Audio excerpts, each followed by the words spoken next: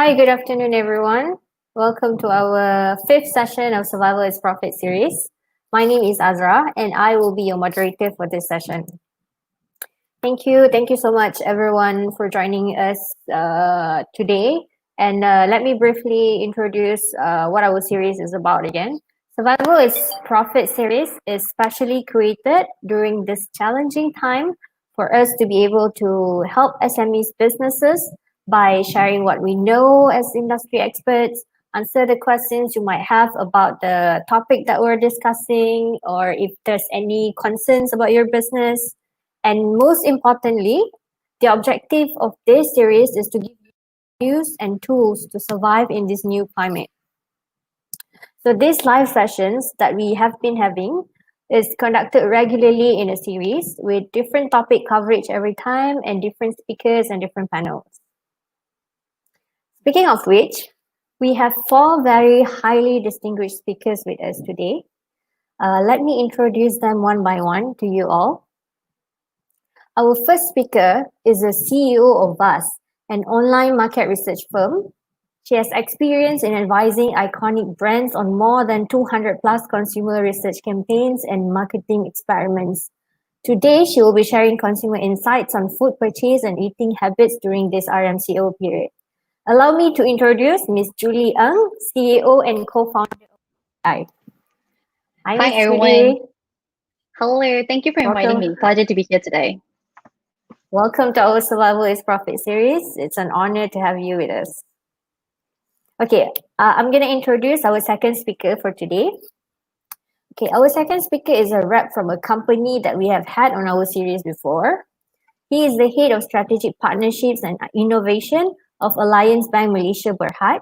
He works on new business developments with SME and corporate partners for mutual benefits, focusing on initiatives that will help SMEs to grow and transform their business. Let me introduce you all to Mr. Roy Hyong, Head of Strategic Partnerships and Innovation. Hi, Mr. Roy. Hello, everyone. Yeah, we initially supposed to have Puan Fozia from Alliance Bank, but she had something urgent come up at the last minute, and Mr. Roy very kind to step out and be with us today. Thank you so much, Mr. Roy. We really appreciate you spending your time with us today. My pleasure. Very glad to be here. All right, let me introduce our next speaker. Our third speaker has many years of experience working in international and local agencies, managing CRM and loyalty, direct marketing and tactical sales projects for various leading multinational and Malaysian companies. He has a strong knowledge in strategic planning and development in various aspects of businesses towards different clients in different countries and industries. So I'd like to introduce everyone to Mr. Jeremy Hu, Senior Assistant Vice President, Head of Strategy and Development of Astro Business. Hi, afternoon, everyone. Hi, Mr. Jeremy. Welcome. Happy to be here. How are you? Good. Great. Thank you so much for being here with us today. All right. I have one last speaker to introduce. Last but definitely not the least. All right, everyone, please welcome our founder and CEO of Penpages Trinity Group, Mr. Christopher Ng. Hi, Mr. Christopher. Hi, guys. Hey, Chris. Hey. Thank you so much for joining us in our Survival is Profit series. Ever since the MCO, we've been doing a lot of this kind of events and virtual workshops to help the SME pivot throughout this kind of pandemic and these tough times. I'm so glad that all of you agreed upon to help us and help the SME market. Many of them are tuned in from Malaysia. Most of them are tuned in from Malaysia. However, we do have some from Vietnam, some from Cambodia, some clients from Cambodia, Vietnam, and Thailand as well. A majority is from Malaysia. Yeah, thank you so much, Julie. Of course, I've always been evangelizing the importance of pairing digital marketing or online transformation with data and insights. So it's very important that we definitely need to use that to pivot through. And of course, knowing like Alliance Bank has been so focused on helping the SME market through specific SME loans and your BizSmart portals to help them expedite your kind of get the traffic and that kind of inquiries from your portals. And of course, your halal features as well. That's very exciting to know for the F&B industry. And of course, Jeremy from the Astro, who is going to talk about a lot of their content and all the channels that Astro have been using to help the SME during this kind of pandemic. So I think it will be quite interesting to know the whole, all of us here are trying to, do our part to win this pandemic together. And of course, this Survival is Profit series, we've been covering different verticals. Been covering manufacturing, education, business groups, real estate, industrial and automation, and even the legal issues that happen in the online market. So today we are very focused on F&B. However, those of you who are tuning in who are not from the F&B market, you can actually also take some of these nuggets or take some ideas and insights to see how you can apply it in your business as well. Usually, our main idea is to help the SMEs to see whether we can leverage on the resources that Pan Payers Trinity Group have. Back then, we were the Yellow Pages groups, right? So we have the reach to the SME market, and a lot of these kind of requests from our clients are, how do we transform? What do we do? Who do we go to? Where do we pivot to? So I think this Survival is Profit series is mainly designed to help all the SMEs in various industries to leverage on the resources that we have. So from the finance side, from the broadcasting side, or from the data side or market research side. So today, F&B, those of you who are in the F&B industry, so I'm pretty sure you get a lot of good insights and see how you can use this kind of knowledge to apply in your daily business. Yep. Back to you, Azra. All right. Thank you so much, Mr. Christopher, for explaining that. Okay. For our audience benefit, let me briefly introduce our agenda for today's session. Okay, there's 5 parts to today's session. Firstly, we will have Ms. Julie to share on how COVID-19 has impacted consumer food habits. And then we will have Mr. Roy speaking on how SMEs can transform F&B business digitally and succeed. Next, we will move to Mr. Jeremy to share on how Astro Business is going to support the F&B business post-MCO. And then Mr. Kerfer will close the whole session with a little bit of his insight on transforming your F&B business digitally. And at the end of today's session, there will be a Q&A. So everyone in the audience, please stay until the end. Any questions that you have about the topic that we're discussing, please submit in the comment section, and we will get our speakers to answer as many as we can later. All right, so now that our audience is clear with the agenda that we have today, without wasting any more time, I would like to pass over to Ms. Julie now, if you're ready. Yep. All right, let's get to it. Yeah. So, hello everyone. Really thank you for Pan Pages for inviting me today. So today, what I want to share with you is one of the key activities that all of us are doing. How are we getting the daily meals during the MCO period? So what is always on the top of our mind is during MCO, we all know that since lockdown has started, our lifestyle of our eating habit has really changes. So we all went from maybe eating outside a little bit more often to totally eating inside. So the key questions that I wanted to talk about today is, have this becoming a habit, or have this is something of the past? So the data that I'm going to share today is an online survey data that my company, we personally do it to collect responses within our database. So we have a database of 350,000 people in Malaysia, and among them, we have curated 1,100 respondents, where we collected their results between 20 June to 22nd June. So within this period, the 1,100 respondent database that you will be seeing is a mini Malaysia, whereby we make sure all the results that you are seeing is controlled in terms of age, gender, race, and region to form like a mini Malaysia representative. So the answers, the data that you'll be seeing later is something that can represent Malaysia. So we all know that in order for us to really really continue our current behavior, right, it usually requires around 2 months to form from a behavior becoming a habit. So the key question now is, what's our real habit now when it comes to eating? Trend number one that we are seeing, 85% of Malaysians are still cooking at home since the RMCO period started. It comes down slightly from during the MCO period, but it's still pretty much a very high number as compared to before COVID-19. If we compare to percentage of people are eating out, 12% of people have started to eat out, with around 23-24% of people are taking aways and ordering delivery. So the next question we are thinking, how about those who are usually below 30s that might not be cooking? So yes, those we see that around 30% of them aged between 24 to 29 years old are the ones who actually are ordering food delivery services, are the ones who are packing food directly. So if all the other age group are having a larger percentage of actually cooking at home, if you're imagining a persona of Malaysia, how's their daily eating habit will be, we see that 63% of them cook at home 5 or more times a week, with around 50% of them ordering delivery between 1 to 2 times a week, and also around 50% of them packing food from restaurants 1 to 4 times a week. What exactly are Malaysians cooking at home? So this is something surprising to me. So up to 72% of Malaysians are actually cooking what we call the elaborate meals, which is meals that usually need to take more than 15 minutes.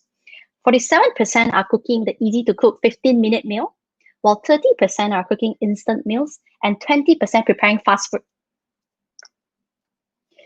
And during MCO, what we saw is that there's a surge in terms of buying kitchen appliances, cooking appliances, especially during the before Raya period. So when we ask people how are they preparing their meals, we can see that rice cooker is like top of the chart. 84% of people are using rice cooker, with around 1/3 of them using microwave, electric pot, baking oven, food steamer, and so on. The other two trends that we see that are surging is using air fryer to cook, and also Thermomix. Thermomix is particularly popular in the Chinese community. For a single product to be up there at 2% level, we think that is actually quite a big feat to achieve. When we further drill down into it, we notice that different gender has been using different appliances. For example, male tends to use a little bit more convenient type of appliances, such as microwave, 1/3 of them using microwave, and electric pot, whereby another 1/3 of female using baking oven and food steamer to prepare their food. Let's look a bit into the 12% who have started to eat out. One largely common trend is still there, which is majority, if not all, are still very cautious and concerned with the hygiene factors of actually eating out. And 74% of them mentioned that their dining out habits has literally changed. So what are the changes that? One, we saw that majority actually preferred to dine in open air restaurants and not air conditioned, because they believe that the air ventilation there is actually much more safer, so that they don't easily caught with COVID-19. Other things that we see is that 60+% people actually will sanitize before and after meals, before they leave the restaurant. Around 30-40% of people will only share tables with 2 or 3 other people. They will only eat with their family members. They will only dine in restaurants that they have dined in before. And 33% will even sanitize all utensils themselves before they actually use it. So this just showcases how much hygiene concern that they have currently still in the market. Here are some examples that we see restaurants such as Nando's and Chili's are actually being really attentive to all this concern and actually publicly share their hygiene protocols in how they are ensuring the safety for their customers. So we asked those 88% of people, why are you not eating out? Half of them are still not comfortable being in crowded places, with around 30+% literally still afraid to be at outdoor areas. 30% are concerned about the hygiene level. And we see that different restaurants are actually using, different F&B retailers are using different ways. So we saw that as an example of a quirky way of actually sharing their SOP, and the responses are pretty positive. And because people are actually afraid of queuing too long, because They saw that first, they are annoyed by queuing too long, but secondly, they're also afraid that while they are queuing, they might indirectly get infected. So for example, cases like how Haidilao actually launches a QR code for them to manage the consumer expectations, whereby the customers no longer need to wait outside Haidilao's front door. Those are also receive positive appeal within the consumers. Let's look a bit at how is the trends of ordering food delivery. So currently, there are roughly 1/5 of people are ordering food delivery. And what we found out is the people who are still ordering food delivery are pretty much the regular users. So these are the loyal delivery users that has been using delivery all these whiles. So we do notice that no matter what, delivery is still here to stay, and will actually keep on starting with all these first adopters that have always been there. Having said that, they are still largely concerned about the hygiene factors of ordering delivery. So in order to actually mitigate some of their concern, a large percentage says that they will opt for cashless deliveries. Again, similar trend, half of them will only order from restaurants that they are familiar with. 45% will only opt for contactless deliveries. So even 1/5 of them would not use the utensils and the cutlery that is provided by the restaurants. So again, we see some examples here on how different F&B retailers are spreading the words about like how they are using cashless payments, contactless deliveries. What we notice is it's not enough to have F&B outlets actually doing all this measure, but it is very, very important to spread out the message, because if the consumer doesn't know that all these F&B outlets are doing all those things, it will also be in vain. Lastly, let's look at takeaways. So around 24% of people are already starting to takeaways. Similar trend that we saw, 70% will only pack food from stalls that they are already familiar with. 33% only pack from fast food restaurants. 1/3 of them will only pack from a restaurant if the staff are wearing gloves and masks. This is a very strong visual cue that they are seeing. And 24% will only pack food from restaurants that share their sanitization process.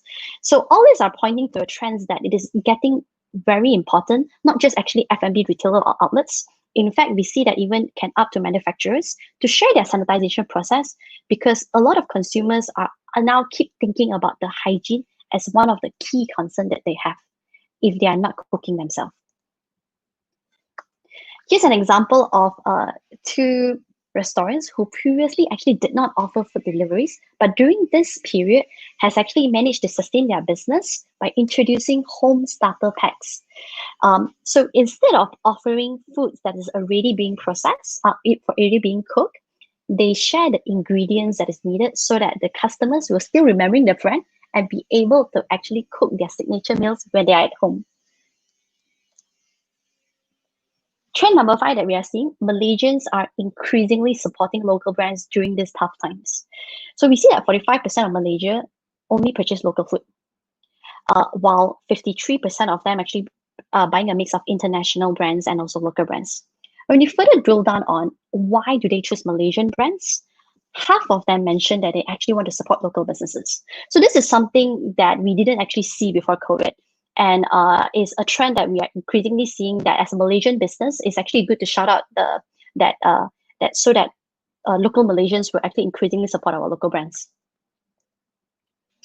Last trend that I want to share today, although not necessarily directly linked to what people eat, but it's definitely, I believe, would be useful for us when we are doing our marketing. Before COVID, what we see that YouTube consumptions, for example, is actually around 60+%. But during MCO and continuously to now, we see that the regular consumption going to 90%. This showcase how much that actually video consumption is something that was definitely here to stay. So today, I want to leave you with a takeaway. So we believe that it is very, very important to have a consumer-first strategy in order to drive sales during this uncertainty. So I want to share a story with you. when MCO first started, our company itself, we also faced a crunch whereby a lot of the projects are actually being delayed or getting an uncertainty. So we start to ask ourselves, is there anything that we can do? So we start to look into and gather research by researching the marketers and our clients. What we found is this, is that all they think about is two things: how to increase their sales and how to reduce their costs. So these are the two things that they think about. So we start to think that how can us help them?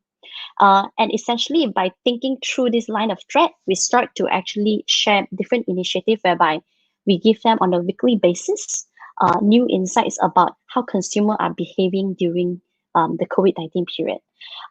After we launched this, what we realize is we increasingly get more positive comments, even though there's not necessarily sales being realized during that period, but there's definitely more exposure and people actually sharing their gratitude that we actually share insights that could help them in their business strategy. So this is just some examples that we thought it is actually very helpful when we have a consumer first strategy in each of our company, in each of our line of business. This is definitely a way to go. There are three things in particular that we feel that having consumer first strategy will help. One, it increases our marketing in terms of our awareness and our acquisition, because other than always marketing about what product we have, we market about what are kind of precaution measures that we are taking. And that will actually increase the customer confidence and actually keep coming back to us. Thirdly, it also helps with customer loyalty. We notice that there's a trend that customers tend to retain longer with the brand, with the particular restaurants who is having a new initiative as compared to those who don't. Having a new initiative here doesn't mean that I necessarily need to launch exactly a new product, but it could be launching a new initiative around making sure that everyone's safety is being taken care of. That is also very important and very relevant. So I want to share further a little bit on what are the three things that how we all can do to actually have an effective consumer first strategy. No matter how we start, we need to always start with understanding what is the key problems and what is the expectations of the consumer and our customers. What would actually motivate them to perhaps use us, or what are their preferences? By understanding their priorities, it allowed us to then go into coming up with ideas and concept. Not necessarily to increase sales, but sales is always an indirect, sometimes during these moments, right? But testing our new ideas and new concepts, perhaps even testing our ads or even our packaging to get people more on taking up. So those are the things that we can actually further think through before we actually just come up with an idea or concept. Last but not least, I want to close up with use cases that one of our customers have. Boat Noodle use us to understand what do their customers think about. Is there anything they like, they dislike? What are things they hope that can be improved? And after that, they use this to re-look into their outlet and see what can further improve. So here's the checklist. We think that there is 4 things to look at. First, understand what has changed for our buyers and customers, and hopefully what today I shared could shed some light about what has changed, what is being maintained as the new consumer food habits. Second, from there, maybe we can come with some ideas that will benefit the most of our organizations. We may not be able to do everything, but perhaps focusing and selecting which one that is the highest impact would be helpful.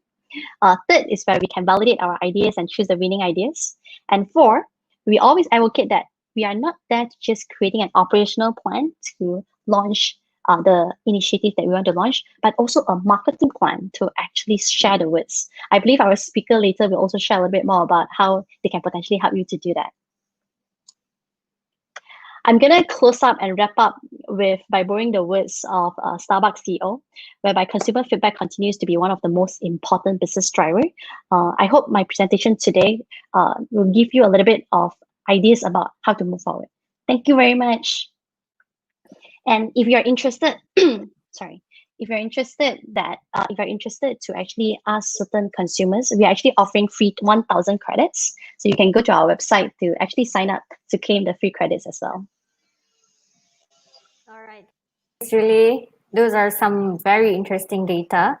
In the earlier slide, you showed that 34% of Malaysians are still don't go out to eat outside. I'm definitely one of those 34%. Yes, same here. I'm actually still cooking every single day. Yeah, me too. I still eat, still don't go out and sit at the restaurants yet. All right. Thank you, Miss Julie. All right. Our next speaker, I'm going to be inviting in Mr. Roy to speak on how SMEs can transform business digitally and succeed. Thank you. All right. Thank you. I'm glad to be here. I want to just jump straight into my slide. And I think one of the big things is that Alliance is a very SME focused bank. And during this time, especially, we focus on how we can actually help the SMEs during this period to still succeed, to still grow, right? And that's something that we're glad that we came up with a solution for them digitally and part of the community, which I want to go through today. So the government obviously has a lot of initiatives to spur the economy and especially even in the digital economy. I think we take that into account and we know that really the SMEs of today would really need to be spurred into this area and use it as a driving factor for them to basically get new customers, to also get themselves a lot more competitive and operate a lot more efficiently. Uh, to that end, actually, I totally agree with Julie earlier. We also surveyed a lot of our SME customers during this time and said, what are the most important things that you need? And these were the four things. They say very simply, I need to increase sales, absolutely spot on to it. Reach and engage with new customers, right? I need to transform the way that I approach the customers, right? A lot of it transformed digitally. I need to get a grip on my cost. I need to optimize my operations, not by headcount reduction, not by staff reduction, but by being a lot more productive with the resources that I have.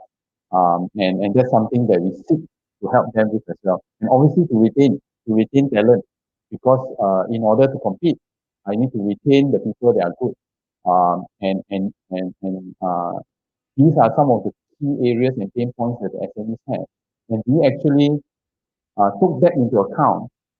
And what we did was we very quickly launched two platforms. These are two platforms I'll share and I'll go through a little bit. And actually today's purpose is really to invite everyone who is in this webinar to join us on this platform on community, and I'll share you the reasons why. Right? So we created two platforms that help to list SMEs who wanted to reach out to consumers, i.e. B2C. And we have a platform called Bismart Solution, alliancebank.com.my, which is helping SMEs to network on a B2B angle, right, to each other. And what this platform does is we open up our base of 75,000 SMEs and more than 1 million consumers and business owners to market the partners who join us on this community. That's number one. Number two, we use our own digital marketing spend and social media platforms to promote them. I'll show you a little bit of what we did later. And I'm glad to say that even in this very short time, right, we have actually referred more than 500, actually it's more than 800 now, new customers to the partners who have joined us in this community, and it's growing every single day. We are going to have a goal to reach at least 100 plus partners who are with us on this platform, and we are well on our way to doing that. We also offer a lot of offers and advisory to these partners so that they can get offers that they may not be open for them normally. So this is Support Local. It's a B2C platform. I'll go through it later, but essentially what we do in this platform is that we list products on your website, on our website, free of charge actually. We've used our social and digital channels to actually market the products of the partners on this site. And actually, we even use our PR and radio coverage that we have with our media partners to promote them actually. So you've seen some of these actual SMEs who have been benefiting from this promotion, right? So definitely and a lot of them F&B partners, by the way, F&B businesses. So Business Solution is our B2B platform. So this is a platform where we get businesses to network with other businesses and offer their products and services. Very good example, for example, we have a partner, Ninja Van. They do logistics, and they in turn are introduced to to the SME, other SME base that have need to use their services to deliver products or to deliver courier stuff, to their customers or to their own community, right? So really it's a community where we cross market to each other, and Alliance Bank will help to facilitate that. We have good testimonials. I shared earlier that we actually have got many new customers and many new leads for our partners. And so these are just some of the testimonials of the companies that have benefited from this, just like everyone in this webinar actually can. So with that in mind, we really managed to solve one problem or statement, which is let's get new uh, access to new customer bases, right? So alliance bases, and also we help to market them digitally, and within the community they market to each other, right? That worked very well. The second thing we talked about was that then what about businesses that want to reach into totally new segments and transform? And in this, we had a couple of areas. The first one being, we also spoke to a lot of people to say, hey, actually, with a halal certification, it opens up to new markets for me. And that was very interesting to us. So actually, we created a journey where we could get a business halal certified, finance if needed to expand that business or to get the certification, and also the distribution channels for them to sell. So we created an end-to-end halal ecosystem. So this halal ecosystem actually will provide support to get an SME certified, right? We will also have partners that will help them to go to market and fulfill at physical stores, and also to the export market as well. And we even have a halal delivery partner that will be able to deliver these halal products, only purely halal delivery to the customers who seek this product. So it's really an encapsulated end to end, and I'm sure some of you might be already be halal certified. And you know that halal certification is not just one piece of the supply chain. It's actually an end to end supply chain that someone like Jakim will come and evaluate and audit. Right? So we understand that challenge, and we basically have a solution that we'll be very happy to speak to anyone who is, to help them, get into this area and open up the market. On top of that, we also come in with digital solutions for partners. Obviously, Plan Pages Trinity is a very, very strong partner of ours that is able to provide a lot of sometimes comprehensive digital solutions all the way to digital marketing and web development. And it's sometimes as simple as EDMs and WhatsApp creatives that many SMEs may not even have a creative team to create. Right? So in this case, we find that there's great value in this area as well for them, as well as linking them up with a lot of e-commerce platforms. So not only exposing them to Alliance Bank's consumer base and SME base, but also the base of our partners, right? And we have one of them here as well, Astro, who are here to speak as well. On top of that, we looked at a lot of offers and discounts to help them to manage their costs. And so this is a program where it's like a kita jaga kita in that sense, right? Because the partners will come on board, then also give exclusive preferential rates for the other people who are part of this community. And everyone just kind of, helps each other in terms of supporting each other's business, as well as giving better rates and discounts to each other in this area. Right? And where the bank comes in is that we also come in and give preferential rates and higher interest accounts for the partners within this portal. Right? We even waive transaction fees and payment transfer fees for anyone who is part of this community. So that's our part where we pour in our resources as well for this. And then we spoke a bit about the fourth pillar of how do I retain my employees. And through a lot of research with the SME partners that we have, we basically did curate with our other partners like training resources, where we help them to digitize their business through training that will help them to get on e-commerce, get their employees trained, or and actually all these are provided FOC because Alliance Bank will be the one that goes and procures a lot of this training material to offer them to the SMEs and their employees within this community, right?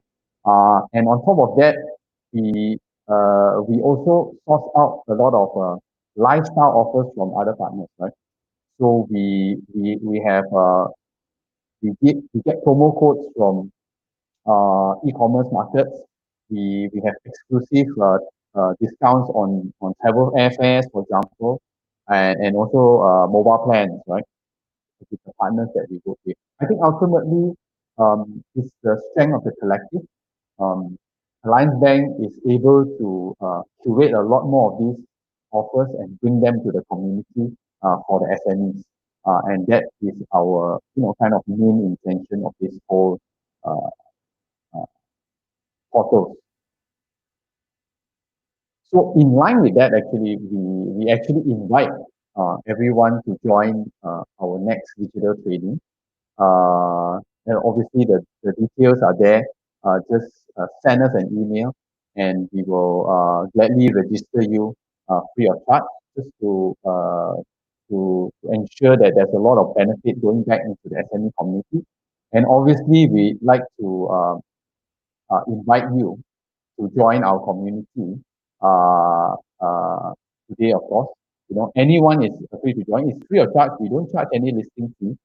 And at the end of the day, we just want you to become a partner with us in this area. Now, if you allow me a little bit of time, I just want to now take through to the portal what I'm talking about so people can actually see that we actually, what I'm actually talking about.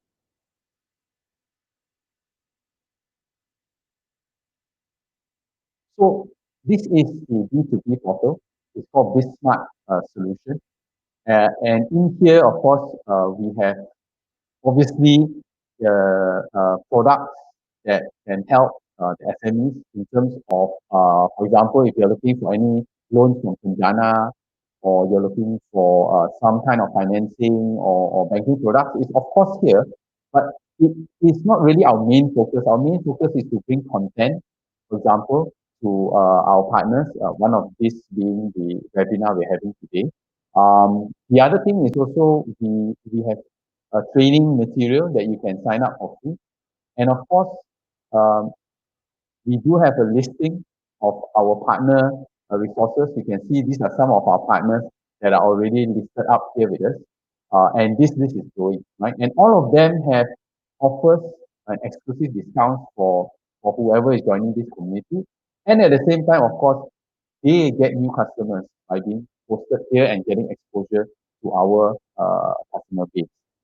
Now, another portal is this Support Local, which is actually a B2C portal. And there are, again, many merchants who are listed here, some of which you might be familiar. And we, again, draw a lot of consumers to check out their brands, right? And visit them and basically purchase their products. We've got a lot of F&B merchants here as well. Let me just do a quick. So you can see people like Amazing Grace, Buenos, and so on and so forth, right? So at the end of the day, what I wanted to share is that we are doing whatever we can to focus on getting the SMEs listed up, making sure they have all the opportunities that they need to increase their sales and also to reduce their costs as well as to transform themselves, right? And of course, retention of talent. Um, and with that, I just kind of want to leave you with an invite, right? We invite everyone to come on board with us. We invite you to participate in our free training and take advantage of the benefits that are available for you. Thank you for the opportunity to share. Hand it off back to you, Azra. All right, thank you so much, Mr. Roy. I'm sure many in our audience are very interested to explore more on how to get halal certification and the support local initiative, because that definitely helps to open up a larger market for their business. Thank you. All right, so I would like to call upon Mr. Jeremy to share on how your business is evolving to support the F&B business post MCO.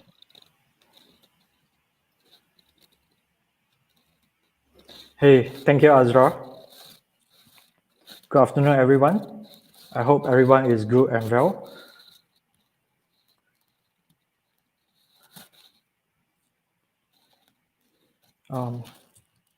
You guys see the screen?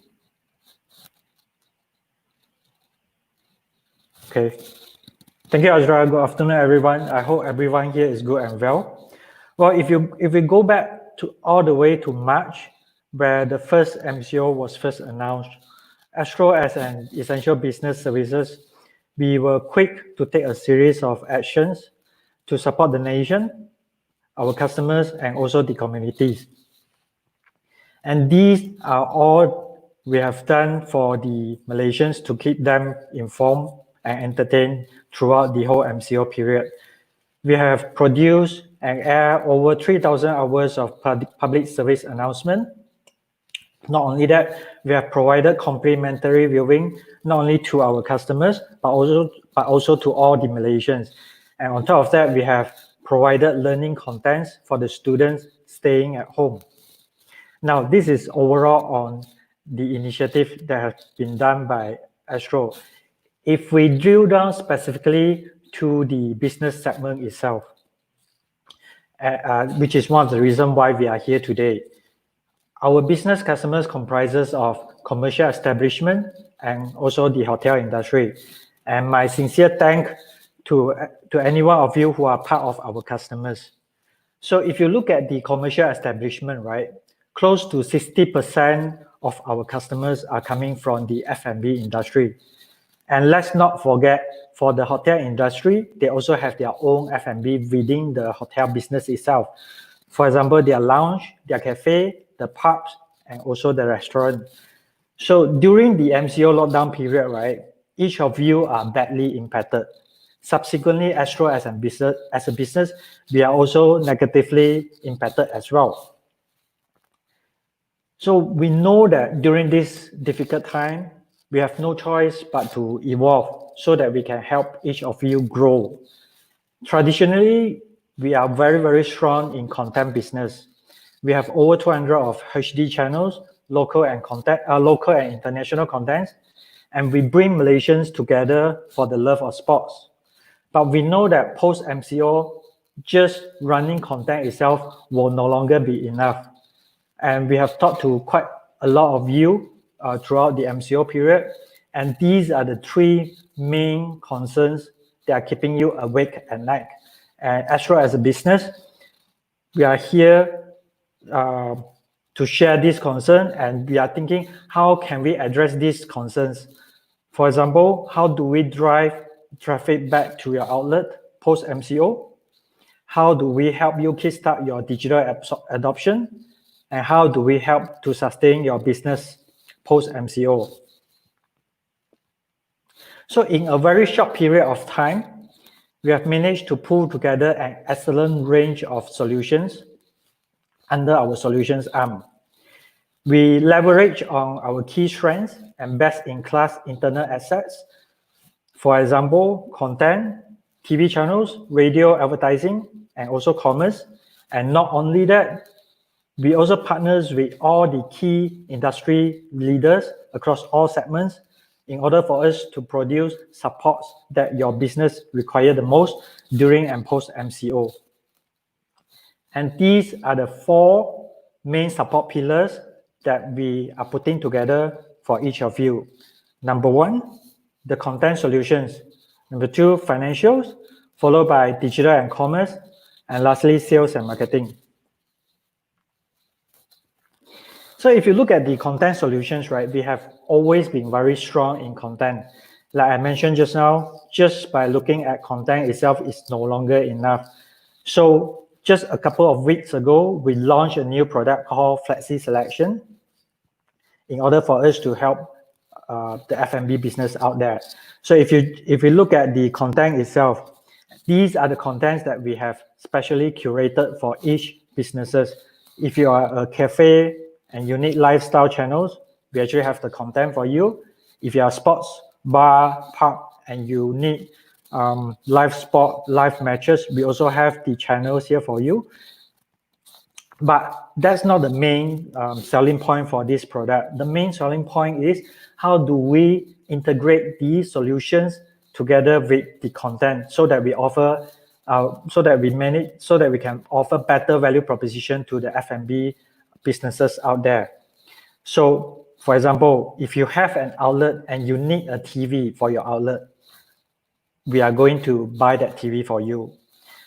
How about if you need a laptop, you need a printer, you need a speaker to play music within your outlet, for example. You need tablet or you need smartphone to run your business. Astro, we are going to fund that business for you. But how? For the first time ever, we are putting in Astro Go Shop vouchers into each of these package over here. So for example, if you have 2 outlets and you are subscribing to our standard sports pack, you will be getting 800 Go Shop vouchers.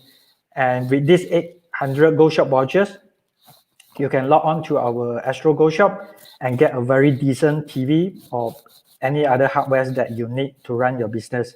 And that's the second value proposition. The third selling point of this product is we added in the multi-room features to our pack. So this multi-room feature will enable you to save even more, 30 or 50% more when you do when you consolidate your Astro account with us. So that's on the content solutions part. Now, we know that a lot of you are having some financial burdens post-MCO. So there are 3 key pillars under these financial capabilities that we are offering to you. We have budgeted 30 million of MCO financial assistance for you, and these are in the form of discount for the next 3 months. Not only that, we are providing bill waiver, and for some of the outlets that are still not allowed to operate, we also provide temporary account suspension until you are allowed to operate. Not only that, we are providing 0% payment easy payment plan for customers who are entitled, and this will definitely help to ease your burden. And if you look at the strategic financial partnership with Alliance Bank, like what Roy mentioned just now, we are partnering with Alliance Bank to give financial help to our customers. And Roy mentioned just now, you will be entitled to this all-in-one financial solutions in terms of preferential SME loan rate, and not only the business owners, your employee, they will be also benefited from the deposit rate that they are offering. And I also encourage you guys to apply for this financial support because you will be able to take your business to the next level by exposing your business to 75,000 SME out there. And the halal in one solution is actually very interesting because this is a multi-billion industry. And if your business is ready for the halal business, so I also encourage you to talk to Alliance Bank for these solutions. So moving on to the digital and commerce capabilities. We know that a lot of you guys are thinking and are talking about e-commerce adoption.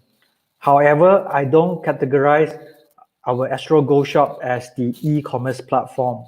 Why? Because Astro Go Shop is a very special case. It's actually it is the online to on-air platform. It's an end-to-end platform, lifestyle shopping destination for Malaysians. How many times you watch, how many of you actually watch Go Shop and say, hey, I want to buy that product? Or hey, I really need to get that something because it's very interesting. That's because we are combining the shopping experience with live demos using celebrity talents. So that will really help you to promote and to sell your product faster. And interestingly, just now, Julie also presented more and more businesses are looking at pre-packed ingredients for their business. So if you are in F&B service, not only you sell hot food, now you can also do the pre-packed ingredients and you can sell it via the Go Shop platform.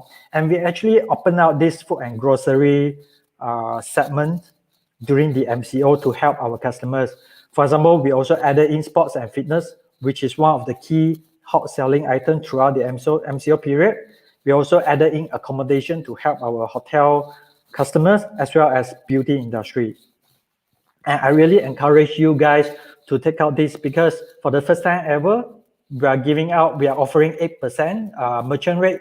And this is one of the lowest merchant rate in the market itself right now as compared to 30% or 40% out there. And we also understand that a lot of you are talking about advertising your business post-MCO to drive traffic back to your outlets. And we are offering 15% off our SME advertising package. And not only that, we are also organizing this Astro Business Talk Reignite SME contest for you. And I encourage each of you to participate because you will stand a chance to win 1 million advertising airtime from Astro. And you can air your business using our channels like TV, radio, and digital. And with the returning of more and more live sports to the big screen, we are also investing in the sports brand presence in key F&B outlets throughout Malaysia. Not only that, we are also promoting and we will also investing in a new digital initiative called Find Me Geolocation Business Tagging to help promote our business customers. Last but not least, we also help you to stay informed and entertained by providing you with free channel viewing of CNA and Bein Sports starting from today for the whole month of July. Simple reason, CNA will provide you with latest news related to Southeast Asia, and for sports entertainment, Bein Sports and Bein Sport Max channels. To summarize, these are all the 9 key capabilities and supports that we will be giving to you. And I want to end my presentation with a very, very positive message. With more and more businesses allowed to open and operate from today onwards, right? There are really so much to look forward to. And while the consumer confidence is slowly growing back, we encourage each of you to really look into your business and talk to us. And if you need more information on how we can help jumpstart your business, you can visit our website at business.astro.com.my or scan the QR code on the screen itself. As ever, if you need to talk more or if you want to discuss more over coffee, I can be contacted via the email over here. And that's it for my presentation today. Thank you. Thank you, Mr. Jeremy. Thank you so much. That's a lot of platform options you have for the SME to consider. All right. Our last sharing session today, I would like Mr. Christopher to share his insight on transforming your F&B business. Thanks, Azra. And thank you guys for tuning in. It's been a pleasure to always be assisting the SME market. Currently now, I think for the F&B businesses, I think one of the key takeaway that I got from especially Julie from her data, it's the content, which is going into more consumer strategy, which is focusing on your targeted audience, you see. And I've been talking about digital marketing for all the series, and so many times I've been invited to speak on this. And the essence of marketing is always going to be the same, is how you communicate with your potential clients, right? And of course, with this new norm and noise in the internet, everybody is tuning in. There's so much content and so much information online, so many new platforms popping up. And the important part is to know and stay true to your mission as a business owner. How do you want to communicate, and how do you create solutions to your customers, right? And one of the factors is 33% of people in the F&B consumer line, they prefer to make sure that the business owners or even manufacturers have some sort of sanitization process, right? And that is a very big impact in terms of how they choose between you or the other competitors or the other options in the market, right? So all this is driving up back to content. And one question that I ask many of my clients, and of course my clients ask me as well, do we know, or are we digitally ready let's say if there is a second lockdown, or let's say if there is another wave, right? And we see now from like Beijing, there's a partial lockdown. In Chennai, in India also, there's partial lockdown for the second wave or third wave. So we do not know the future. We do not have the crystal ball. But what is for sure is that how can you leverage on all this data, and how do you pivot through, and are you digitized enough? So ultimately, being in the business, like I spoke to all of you in all the other series and all the other workshops, it's about the funnel, right? It's about how many people are aware of you, how many people you can push it down the funnel to consider you, and later on purchase from you, and then later on become your loyal customers. And not just loyal customers that come back and buy from you, but raving fans that can help you promote your brand or your business or your products or your service. And ultimately, like what the previous speaker Julie has said, many people are looking for values and and content that is more relevant to them. So what are the value proposition that you can create to speak to and engage your clients? So if they're looking for safety, then are you there to promote, right? And I think it's important that you need to have a holistic plan, and how this whole ecosphere that you can master, right? So there's paid marketing, there's the business portals like Alibaba.com, Bismart from Airlines, and so many other hyper vertical platforms. You have the content marketing platforms like the social medias, even now Astro business. All these are what we call content to create awareness.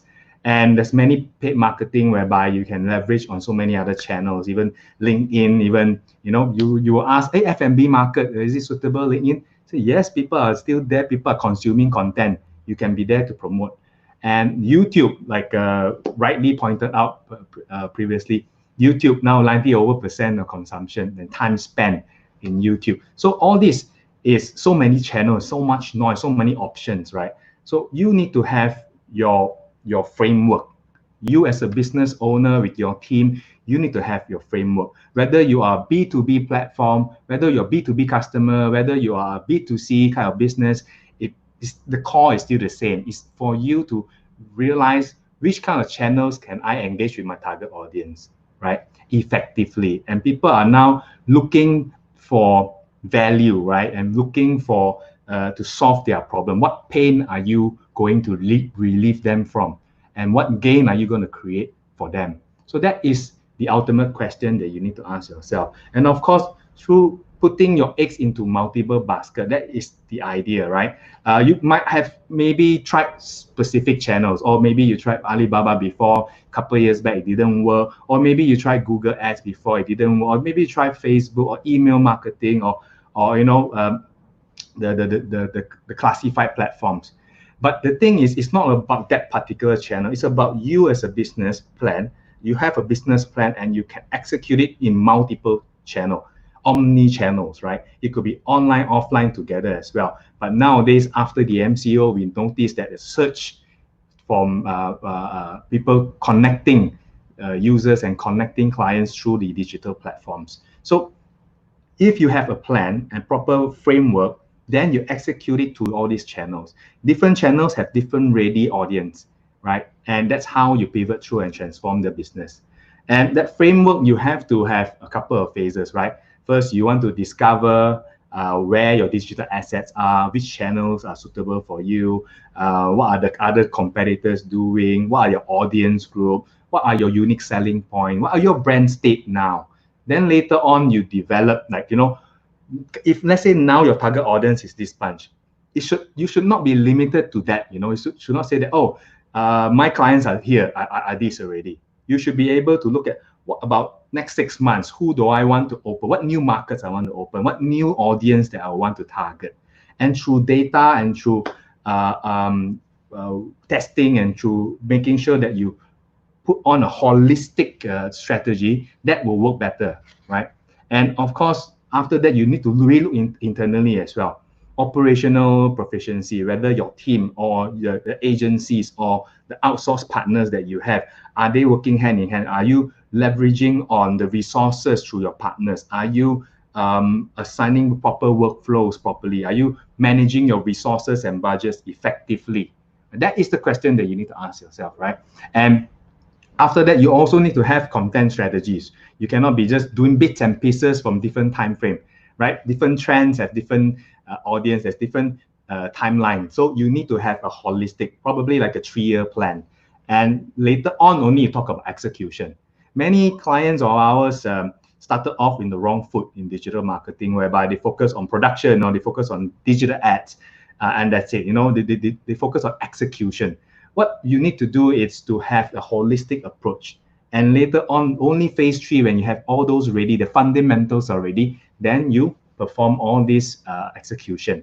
Then you track through analytics, through social listening, through data collection, or you can engage with, market researchers and things like that to be able to have a holistic view. And there's so many platforms out there, right? So like now you see some banks like Alliance, very focused on SME. They know their pain points and they're creating all these like halal features and platforms to help the SME pivot. And of course, you also see like the giants like Astros and all also pivoting and trying to help the SME market.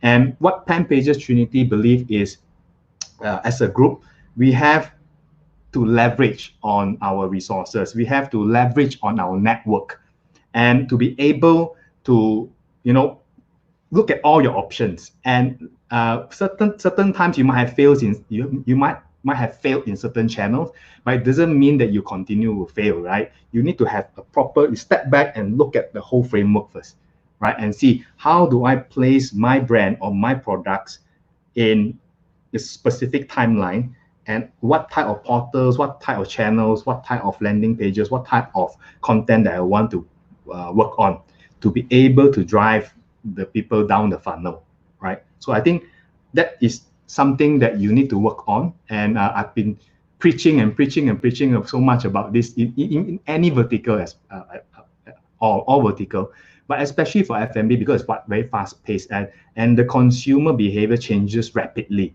And we need to be able, as F&B business owners, whether you're B2B manufacturing, whether you are direct consumer restaurants, it's all about that. It's all about knowing the framework, and then later on, how do you use data to improve and drive people down the funnel at every stage.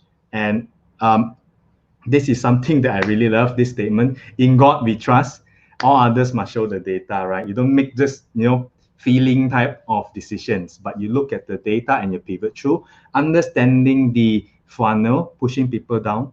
And we've been helping a lot of SME, especially in the F&B segment, to drive certain conversion to stages. Some of our clients focus on awareness.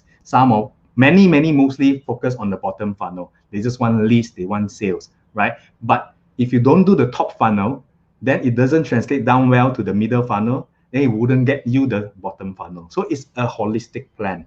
And now we have so many partners that the Pan Payers Trinity Group have been engaging, from the likes of data type like the Vast AI, Eureka, and previous series we also introduced analytics teams and all. We also work with platform providers, right? Like, now you see Alibaba.com, Google, the Facebooks, and of course now Alliance Bank, Be Smart, and all. And Astro is also one of Astro Go and Astro business solutions. So all this is a more holistic view. Not every one of you will need all of the channels, but you need to have a framework. Then you decide which channels to go to, because your audience are there, which channel suits you better, and what are the content that you want to engage them with. So that is important if you want to have a holistic view, right? So go on a data-driven digital marketing journey, and hope that you all got one or two good insights today. And of course, there's many free portals like Alliance Bank and Astro also have certain promotions that they are pushing for, and from there you can see how you can pivot through. What you need to answer is this: if there is another lockdown, are you digital enough to take and leverage on that and that situation? Are you there yet? If you're not, if not now, then when? That is a question you need to answer. Thank you so much, guys. Thank you, Mr. Christopher, for your sharing just now. Okay, all our speakers have done their sharing to all of you, so we're going to be moving on to our Q&A session. But before we get to the questions, I would like to inform everyone that we have this worksheet provided. You can check in the link is provided in the comment section and also at the bottom of this video. Do fill up this worksheet and you will get a free digital sheet, and there's a sheeter of special insights for those who already have a Google campaign. Those who never had yet, there will be a starter kit guide in the sheeter for you as well. So it's very useful, very beneficial. Do click on the link and find out more from the questionnaires that we have in the worksheet. Yeah, sorry, All right, let me jump in. Let me jump in a bit to emphasize. I cannot emphasize enough the worksheet, the importance of doing the worksheet. Why? Because throughout all our series, Survival is Profit series, we see a lot of the audience who actually fill up the worksheet and try to build their action plans, actionable items. They really benefited a lot from that, and it's free of charge, you see. So do that, and so that we can pull out the right resources, the right partners to support you in your journey of digitization. So I strongly emphasize and encourage you all to go into the worksheet, spend a little bit, couple of minutes of time, put in what you want to do, and let us help you formulate an action plan, right? All right, so we're going to be moving on to Q&A session. We have a lot of questions submitted in the comment section, so I'm going to pull these questions for all our speakers to answer. Okay, we have one here. All right, this one is from Min Chi Chung. For Julie, since home cooking is what people prefer, is there any survey that show what are the actual meals they are cooking? Rice, meat, noodles, or veggies, what they like to eat in preference? Nice. So what we see, eggs is top of the chart. More than 80% actually cook eggs all the time. After that, more than around 70+% using dry food items and fresh food items. So dry food items is quite a long list lah. But let me address. So for example, noodles. Noodles is very up there. More than 70% of people cook instant pack noodles, and they eat biscuits lah, tuna, sardine, canned food, cooking ingredients, onions, garlic, etc. So I think because our list is quite long, we do have some data over there. I think it would be helpful if they can go to our website. So our website, there is a COVID-19 consumer behavior series. Under that, there is a purchase behavior. So you can download the data over there to see what's the longest list there.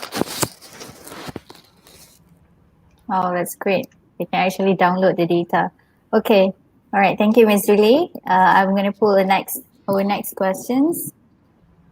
Okay. Interested in the halal proposition, what are the main benefits for SME business owner? I'm sure this is for Roy. Oh yeah, I mean, Well, the first benefit obviously is the exposure, right, to the market. And I think but that's obvious, but I think why this whole halal proposition is beneficial also because the reality is not easy to get certification, and therefore we recognize that, and so we create a very comprehensive plan where you get not only certified, but then what are the steps within the certification. There's a lot of advisory and things that need to be done. We understand that in some of those cases you need financing to improve and so-called upgrade certain equipment or certain supply chains, and notwithstanding, to monetize it back, you would need partners that can help you to distribute, not just locally but overseas. In fact, overseas is probably even the greatest market, and basically is markets that actually are tough to find. For example, Australia, Japan. These are actually the markets that are even the export markets, not necessarily just Middle East. Of course, there is one, but so I think it's a journey.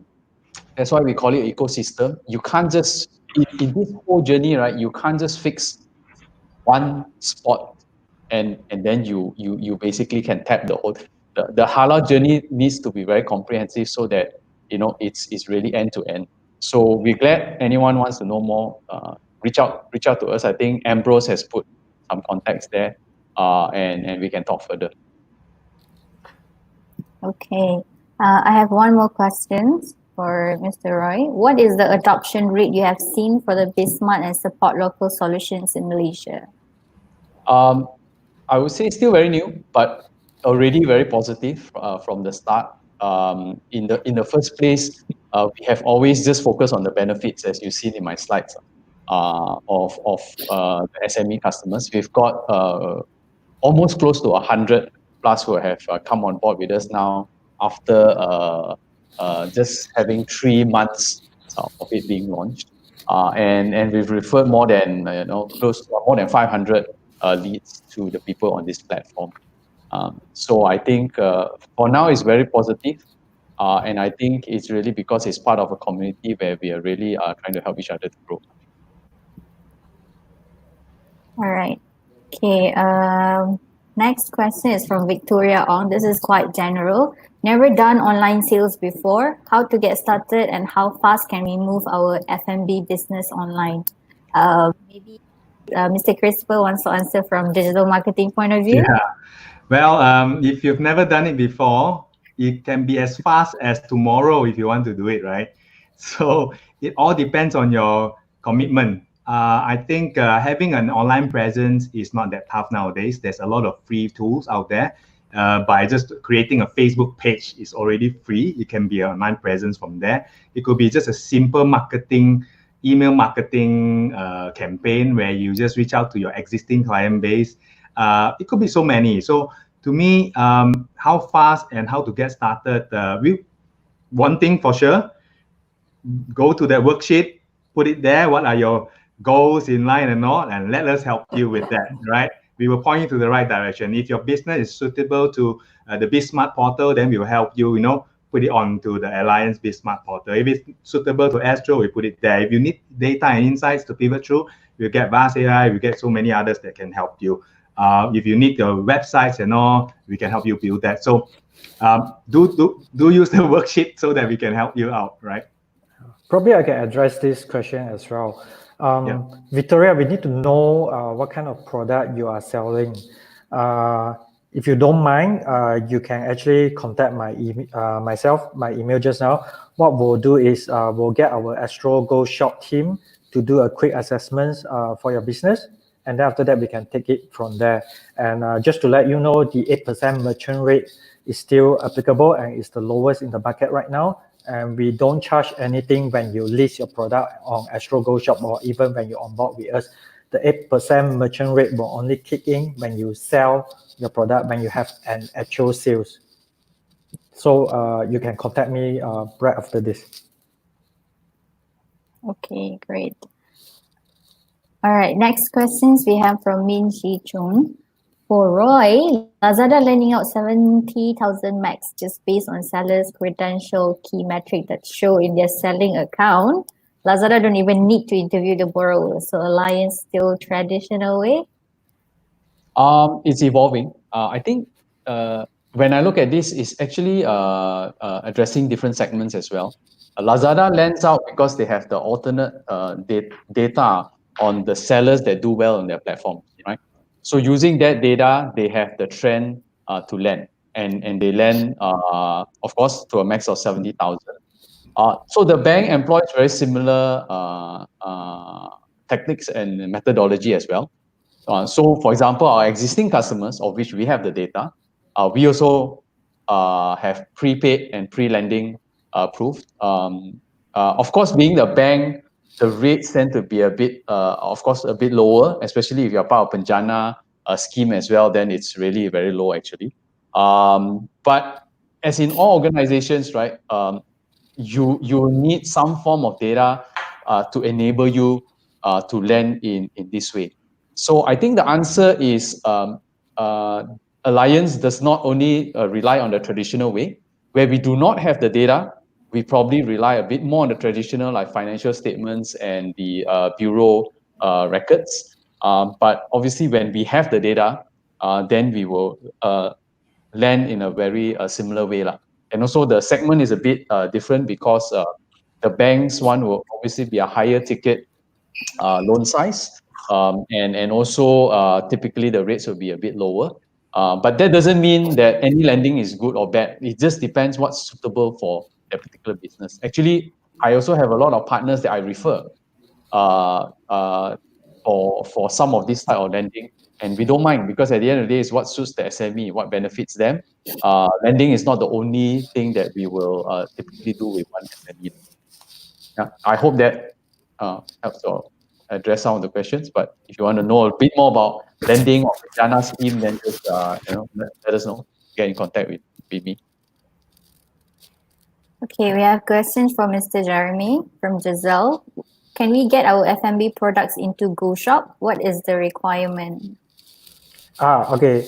When you mention F&B products, right? What exactly is the F&B product? Is that hot food? If it's hot food, for example, you will need Grab delivery. Right now, we don't support hot food categories, but if it's pre-packed F&B categories, then we will support that. And again, this is actually quite general when you mention F&B products. It could be a cookware or it's just a food items.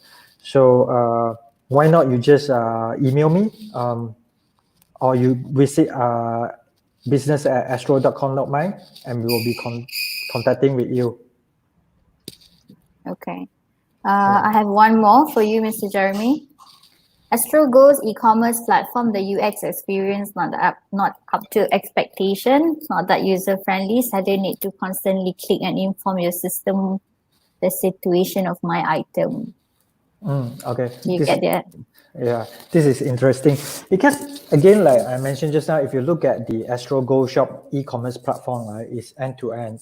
The user experience journey that we cover not only seller but also buyer and also the on-air, the supplier. So I'm guessing Mr. Chun here is the seller.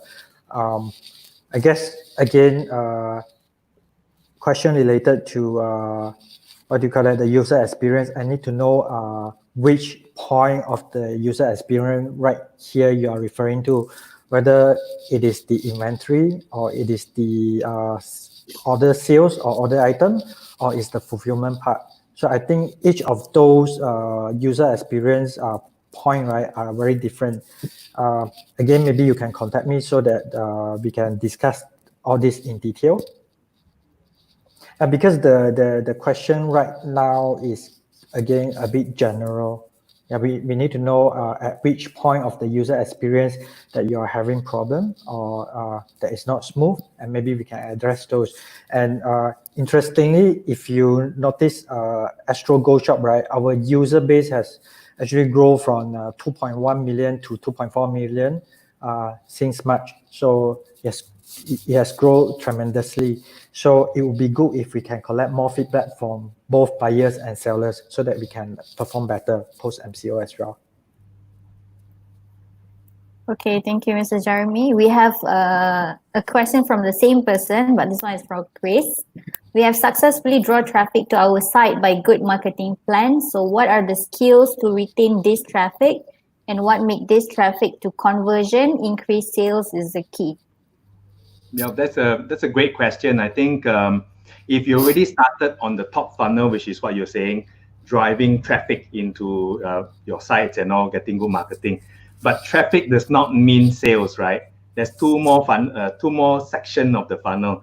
Number one, you need to make sure that what you call a prospect experience is good. Those are people who have shown some sort of interest. That's why they landed into your site through whatever channels that you've been promoting with, right? And when they come to your site, that's this what we call, it starts the prospects experience already. So the experience is from, let's say, example, when they put on a lead or put on an inquiry, how fast your people or your team can reach out back to them, right? Averagely, as a Alibaba Pioneer partner, we've been partnering Alibaba.com for more than 10 years, 11 years, as a matter of fact. One of the sad to say thing that we found, the data that we look at is Malaysian clients who's listed in Alibaba.com, the average time to respond to an inquiry, it's 7 days, It's crazy long, So, of course, it's been improving. We do see that it's now about 6 to 5 days.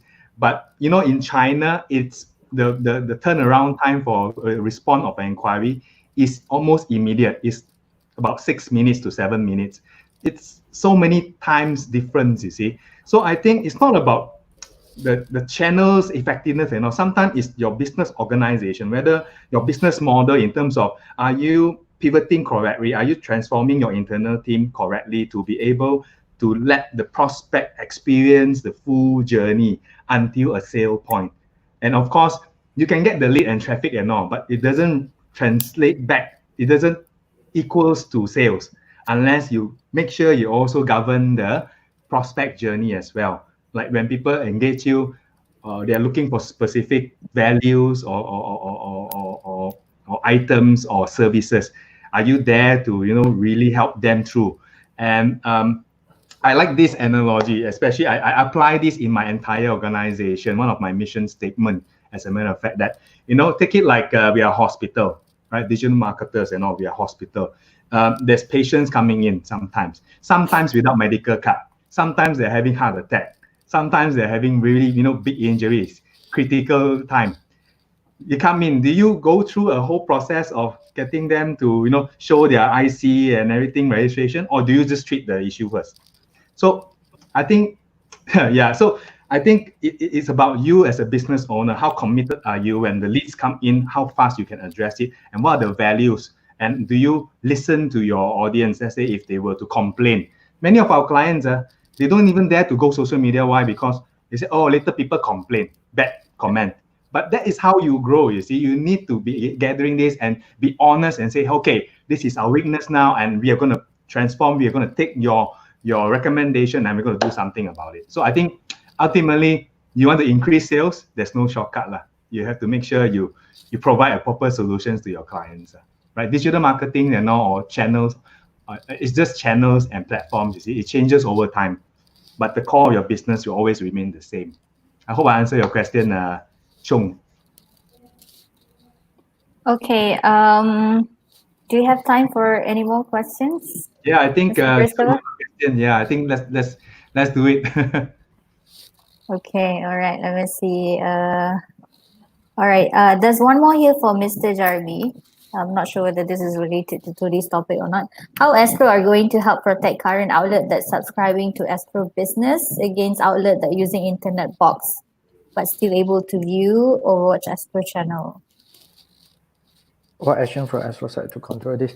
Okay, this is a sensitive topic because we are touching on the illegal Android TV bots. This is illegal streaming service, and what you are seeing right here, basically, just to give you guys a perspective, basically there are illegal entity out there. They subscribe to TV Android bots, and then they hack into the Astro so that they can stream Astro content into the illegal Android bots, and they sell it to all the commercial outlets out there. So this is kind of sensitive. However, what Astro has been doing is we work very closely with both MCMC and Ministry of Trade to clamp down on these illegal streaming contents. And right now, I mean, starting beginning of this year, we actually work even closely with the MCNC and Ministry of Trade to actually clamp down on the IP addresses at, that are streaming illegal contents, not only Astro, but also other content as well. So I think within the next few months, you will see more updates in terms of this, because NCNC they have actually made a couple of announcements. They will reinforce even stricter rules on illegal streaming hardware and also contents out there. Okay. All right. Thank you, Mr. Jeremy. I think that would be all. I mean, those are all the questions that we are able to answer today. Thank you so much to all our speakers. If you guys have any last words or last sharing to our audience before we close. Mr. Christopher, do you want to say anything before we close? Or I think some of our newly joined audience mentioned that they miss most of the sharing session today. So they're asking where can they get this entire session for them to rewatch later. Yeah, I think you just have to follow our series, the Survival is Profit series. We will continue to have more of this. We won't stop because I think there's a huge need and in the market where the SMEs today is F&B, but there's also so many that we want to help. I've been personally involved in the evangelization of digitization of to SMEs for so many years, and sad to say, only now this year we can see a huge difference of people now committed to change. I think it's not like any CTO or CEO that can do the transformation. However, it became like Mr. COVID-19 was the one who forced us to go and transform digitally, well, which is good, a good start. However, I always believe that instead of just looking at tactical, whereby everybody is doing this Facebook ads or everybody is doing this ads and that ads, let's do that as well. I think you have to step back a little bit and look at your holistic approach, your framework and all. That's why today we want to help the F&B market and the F&B SMEs. So do use the worksheet again.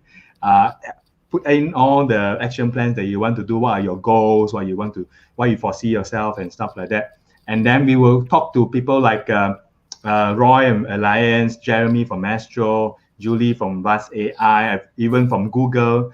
Previous session, we have invited people from Google, from Alibaba.com, from Lazada, from the legal guys, the lawyers and all. We have, so many others, key opinion leaders in their field. And the most important is you can also tap into our community, the Pen Pages Trinity community. So we have clients from all over different verticals, different industry that they can share their case study with you as well. So do hop on the bandwagon. It's never too late. And important is, always keep hustling and be prepared. Be prepared. Now, even though now we have RMCO, but we do not know what's in line in the future. So just be prepared. Are you digitized enough to go through it later? That's my last note. And all right, thank you so much. And thank you so much, Julie, Roy, and Jeremy for being a part of this Survival is Profit series. On behalf of our audience, I thank all of you for all your valuable insights and sharing. Hopefully, we can, embark this journey. I like the support local statement. Kita boleh, together we can win this. Kita support kita. Malaysia boleh. Thank you, everyone. Great to be here today. Thank you. Thank you, everyone. Thank you, Ms. Julie, Mr. Jeremy, Mr. Roy, Mr. Christopher. Thank you so much for all your sharing today. And everyone in the audience, thank you so much for staying with us until the end of our session. Thank you for all the questions that you guys submitted. Don't forget to do the worksheet. And do look forward for our next session as well, which will be announced soon via our social media, via our newsletter. So do keep following up on our social media.